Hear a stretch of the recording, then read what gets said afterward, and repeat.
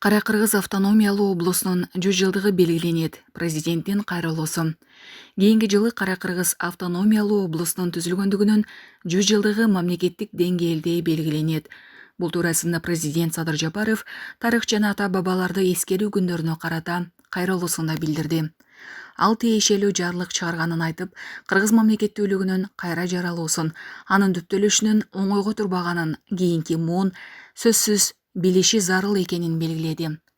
Кара-Кыргыз автономиялуу облусунун түптөлүшү экономикалык жана маданий жактан жалпы биригүүсүнө өбөлгө түзгөн, социалдык экономикалык кайра түзүү жана элди бириктирүү процесстерин тездеткен.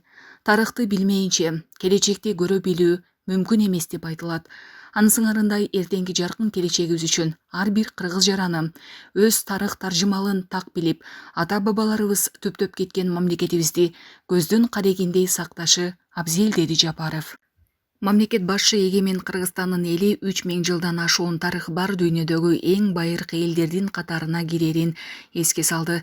Бүгүнкү мамлекетибизди Абдыкерим Сыдыков, Иманалы Айдарбеков, Жусуп Абдрахманов, Абдыкадыр Орозбеков, Ишеналы Арабаев, Касым Тыныстанов, Баял Исакеев, Төрөкул Айтматов өңдө интеллигенциябыздын өкүлдөрү түптөп кеткенин эч качан эсибизден чыгарбайбыз.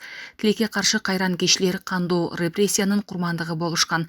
Ошондон улам 7 ноябрда ушул саясий репрессиянын курмандыктарын эскерүү күнү катары белгиленип келет, деди президент. Ошондой эле ал эгемен мамлекетибиздин телегейи тегиз, келечеги кең болушун тиледи. Булак Спутник Эжи.